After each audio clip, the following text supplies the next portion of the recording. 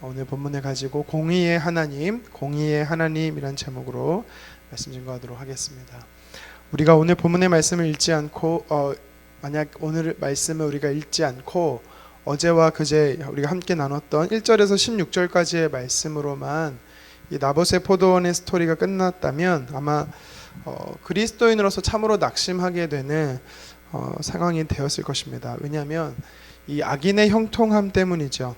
사악한 방법으로 나봇의 포도원을 빼앗은 이 탈취한 아합과 이세벨은 번성하고 하나님을 경외했던 이 나봇이란 사람은 고통당하고 이 모습을 하나님께서 방관하신다. 하나님을 경외하는 사람들이 이렇게 어쩌면 신앙적 회의를 품게 될 만한 사건이 충분한 것입니다. 악인이 득세하고 의인이 죽임을 당하는 이 소망 없는 세상에서 굳이 신앙을 지켜야 하는가에 대해서 우리가 이유가 없어지게 되는 것이죠. 하지만 공의의 하나님은 결코 악인이 형통하고 의인이 고난당하는 이 불합리함을 그대로 방관하는 분은 아니십니다. 성경에 보면 공의의 하나님께서는요, 악인을 심판하시고 의인의 억울함을 신원하신다, 갚아주신다라고 시편 58편 11절에는요 약속하고 계십니다. 그 구체적인 내용이 바로 오늘 우리가 읽은 이 본문의 말씀인 것입니다. 나봇을 죽이고 그의 기업의 땅을 빼앗은 이 아합과 이세벨을 공의의 하나님께서는 어떻게 심판하실 것인가에 대해서요 선지자 엘리야를 통해 예언하고 계십니다. 이러한 공의의 하나님께서 본문의 말씀을 통해 우리에게 도전하시는 영적 교훈이 몇 가지 있습니다. 한번 살펴보도록 하겠습니다. 첫째는 하나님의 사람은요 최악의 상황에도 소망을 품을 수 있다라는 것입니다. 최악의 상황에도 소망을 품을 수 있다. 우리가 어두운 시대에 소망을 품을 수 있는 이유는 하나님께서 계시기 때문인 것입니다. 오늘 본문 17절에 하나님이 엘리야를 부르시지요. 그리고 18절에는 하나님께서 나봇의 포도원 사건으로 인해 엘리야를 아합 왕 앞에 서라라고 이야기합니다. 그리고 19절에 아합을 향해 무엇을 전해야 할지 구체적인 내용도 말씀하고 계신 것을 보게 되죠. 우리 19절을 같이 한번 다시 읽어보도록 하겠습니다. 너는 그에게 말하여 이르기를 여호와의 말씀이 내가 죽이고 또 빼앗았느냐고 하셨다 하고 또 그에게 이르기를 여호와의 말씀이 개들이 나봇의 피를 핥은 곳에서 개들을 내 피 곧 내 몸의 피도 핥으리라 하였다 하라. 아멘. 하나님께서요 디셉 사람 엘리야를 부르셔서 아합 앞에 서게 하시고 하나님의 메시지를 전하게 하시는 이 패턴, 여러분 이 어디서 많이 본 것 같지 않습니까? 우리가 엘리야를 지금 계속해서 새벽마다 살펴보고 있는데 하나님이요 자주 쓰시는 방법입니다. 제일 먼저 이 하나님이 디셉 사람 엘리야를 부르시고 아합 왕 앞에 서게 하시고 또 예언하게 하시고 제일 먼저 어디서 이 장면을 찾아볼 수 있냐면 열왕기상 17장 1절에 보면 무명의 사람 엘리야를 디셉 사람 엘리야를 부르시는 하나님, 그리고 그를 아합 왕 앞에 서게 하시고 그리고 수년 동안 비가 오지 않게 예언하게 하셨던 하나님, 또 3년의 시간이 흘러서 18장 1절에도 보면 열왕기상 18장 1절에도 보면 하나님께서요 엘리야를 부르시죠. 아합 앞에 서게 하시고 다시 비가 내리게 하나님께서는 뜻을 전하라라고 말씀하십니다. 이번에도 21장 우리 방금 읽었던 17절 19절에서 보면 똑같은 방법으로 하나님은 엘리야를 부르셔서 왕 앞에 서게 하시고 하나님의 뜻을 엘리야를 통해 명하게 하십니다. 자, 이렇게 하시는 하나님의 방법이 또 반복되고 있습니다. 그런데 이렇게 하시는 하나님의 방법은요 단순히 엘리야를 쓰신다라는 것과 함께 하나님은요 상황을 180도 변화시킨다, 역전시키시는 것을 우리는요 기억해야 되는 것입니다. 물이 풍족했으나 엘리야가 하나님의 뜻을 전하고 나서는요 3년 6개월에 물이 없는 상태, 기근의 상태가 오게 되는 것을 볼 수 있습니다. 3년 동안 물이 없었지만 하나님이 엘리야를 왕 앞에 서게 하심으로 다시 비를 풍족하게 주시겠다라는 상황의 역전을 또 예언하고 계신 것이지요. 이번에는 마찬가지입니다. 하나님은 상황을요 반전시키시려고 엘리야를 보내신 것입니다. 우리는 다시 아합 왕 앞에서는 엘리야를 통해서 볼 때 하나님께서의 상황을 역전하게 하신다라는 것을 예측할 수 있는 것입니다. 권력자가 힘없는 백성의 재산을 탐해서 악인과 결탁하고 음모를 꾸미고 빼앗았을 뿐만 아니라 물질을 빼앗을 뿐만 아니라 목숨까지 빼앗는 이 악한 모습을 아무도 아합이 잘못됐다라고 비판하지 못하고 있는, 침묵하고 있는 시대에, 실로 죄악이 가득한 이 시대에 세상에 모두가 방관하고 있을 때 하나님께서는요 유일하게 일하고 계신 것을 우리는 볼 수 있는 것입니다. 엘리야를 보내셔서 무시무시한 심판을 선언하게 하신 것입니다. 곧 무소불위의 권력을 휘두르고 마음대로 행동하는 사람을 하나님께서는요 제동 거시는 것이죠. 그리고 그 모든 죄악이 낱낱이 드러나게 하시고 심판하시겠다라는 예언을 선포하고 계신 것입니다. 이것을 통해서 우리에게 말씀하시는 것은 사람의 권력보다 하나님의 더 크신 권세자 하나님이 계시고 하나님께서 불꽃 같은 눈으로 이 땅을 심판하고 감찰하고 계신다라는 것을 우리는 깨닫게 되는 것입니다. 하나님은 아합이 나봇에게 행한 대로 상응하는 심판을 아합에게 동일하게 행하시겠다라고 합니다. 이는 하나님께서 인간의 행위대로 갚으시는 공의의 하나님이신 것을 우리는 볼 수가 있는 것이죠.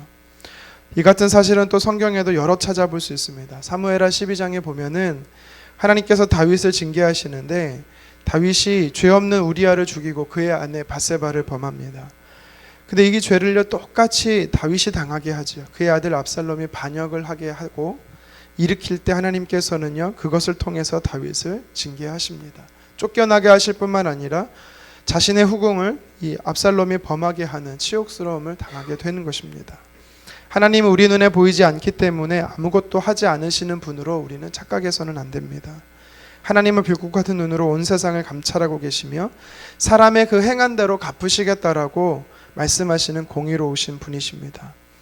물론 하나님은요 죄인이 행한 대로 똑같이 갚으시는 그 행위대로만 갚으시는 분이 아닙니다.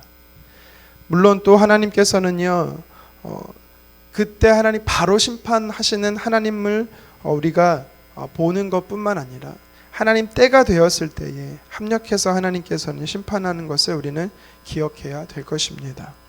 지금 우리가 살아가는 시대는 세상의 범죄와 비리들이 가득한 암흑의 시대입니다.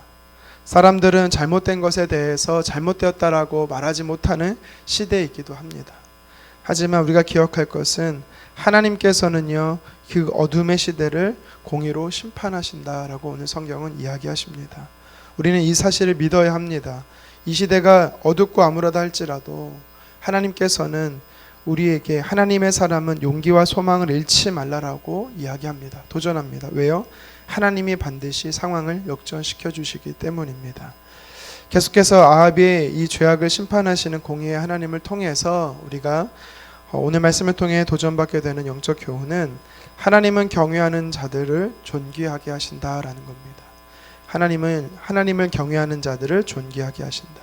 반대로 말하면요 하나님을 경외하지 않는 자들을 하나님은 심판하신다라는 것이지요.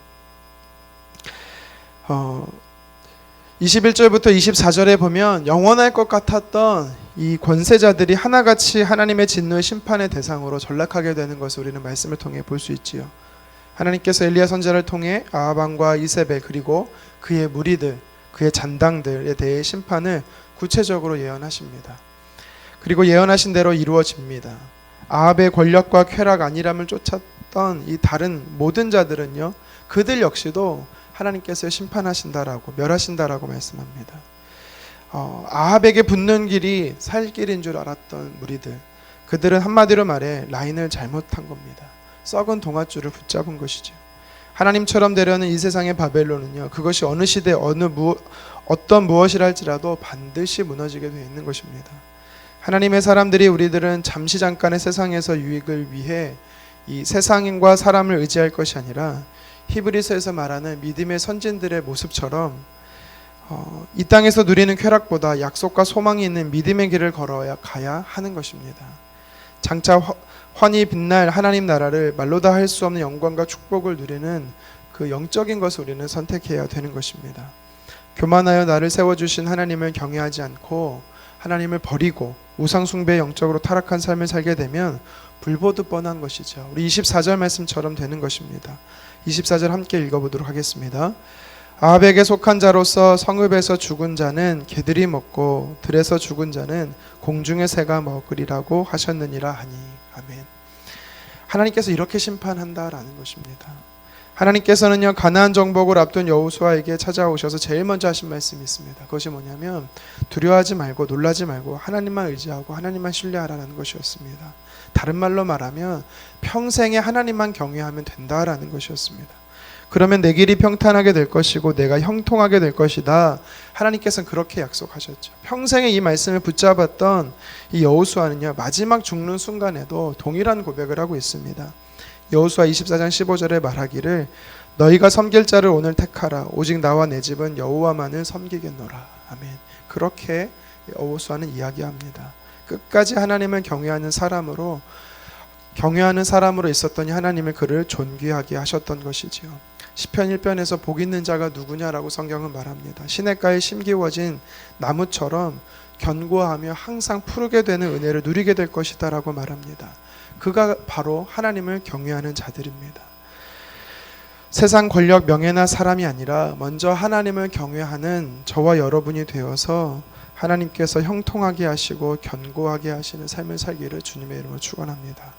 마지막으로 공의의 하나님을 보면서 우리가 도전받는 것이 있습니다. 그것은 뭐냐면 하나님은 회개하는 자를 용서하신다입니다. 27절부터 29절에 보면 아합 왕 앞에서 엘리야의 예언을 들은 엘리야의 예언을 들은 아합은 그가 두려워하여 금식하고 회개를 하죠. 사실 이 모습을 보고 있노라면 너무 얄밉기도 합니다. 왜냐하면 나쁜 짓은 다 해놓고선 하나님 앞에 심판받을까 봐 두려워서 회개하는 모습. 어쩌면 이 아합의 모습을 악용해도 되나 하는 이 잘못된 생각을 하기도 잠시나마 생각하기도 합니다. 나쁜 짓은 남들처럼 다 하고 나도 좀 하면 어때? 라고 생각하다가 하나님이 심판하는 분이시지 회개해야겠다 이런 생각마저 하게 되는 것입니다. 여러분 근데 기억하십시오. 하나님은 제가 방금 말한 것처럼 진정한 회개인지 거짓 회개인지 구분 못하시는 분이 아니십니다. 무슨 뜻이냐면 우리의 회개가 진짜 회개인지 회개인 척하는 가짜 회개인지를 구분 못하지 않고 분명히 아시는 분이다라는 거죠. 그럼에도 불구하고 오늘 27절에 아합의 회개가 진실된 회개가 아니었음에도 불구하고 그가 하나님의 그의 심판을 조금 연기하시는 이유가 무엇일까요? 이것을 통해서 오늘 우리에게 도전하는 것이 무엇일까요? 하나님께서는요 반드시 심판하시고 그 죄에 대해 상응하는 벌을 징계하시는 분이심을 공의의 하나님을 나타내는 분이시기도 하지만 하나님께서는요 또한 그 공의의 하나님이실 뿐만 아니라 용서하시고 자비를 베푸시는 사랑의 하나님이신 것을 우리에게 동일하게 이야기하고 있는 것입니다. 만약 오늘 27절에 아합이 진정으로 회개했다면 그는요 나봇의 포도원을 돌려줬을 뿐만 아니라 각종 우상 숭배의 모든 것을 척결하는 회개의 모습들, 열매들, 결과들을 그는요 나타내 보였을 것입니다.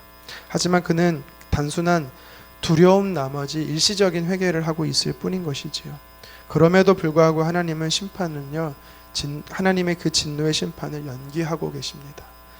아합의 불완전한 회개지만 하나님께서는 오히려 그의 겸비한 모습을 보시고 심판의 날을 연기하셨다라고 말합니다. 이것은 우리에게 또다시 집행유예를 주시고 또다시 돌이킬 수 있는 기회를 주시는 노하기를 더디하시는 사랑과 자비의 하나님임을 저와 여러분에게 도전하고 있는 것입니다. 우리의 과거의 죄악보다 도리어 우리가 지금 흘리는 회개의 눈물을 더 기뻐 받으신다라는 것을 여러분 기억하셨으면 좋겠습니다. 말씀을 정리하겠습니다. 이 세상을 보고 있나라면 과연 하나님의 공의가 실현되고 있는가에 대해 우리는 의문을 던질 수가 있습니다. 하나님의 말씀을 따라 의롭게 사는 자들이 고난을 당하고 반면에 하나님의 사람들이 핍박하는 악인들이 형통하는 것처럼 보이기 때문입니다. 하지만 오늘 본문에서 아합과 이세벨 또한 그와 함께했던 그에게 빌붙었던 사람들이 모두 심판받게 된다라는 것을 통해 우리의 의문들은 해소되고 있는 것입니다. 열왕기하 10장에 가면 아합의 자녀들 70여 명과 형제들 40여 명 그의 아내 이세벨과 본인까지도 끔찍하고 처참한 죽음의 심판을 받게 되고 있습니다. 하나님은 공의의 하나님으로서 결코 불의를 간과하고 계시지 않는다라는 것입니다. 당장 갚으지 않으시다 할지라도 반드시 때가 되면 철저하게 갚으시는 분이십니다.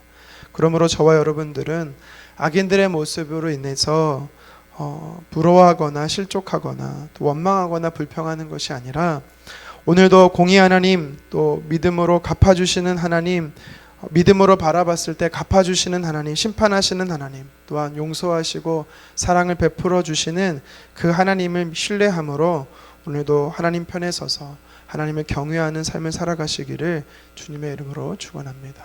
기도하겠습니다.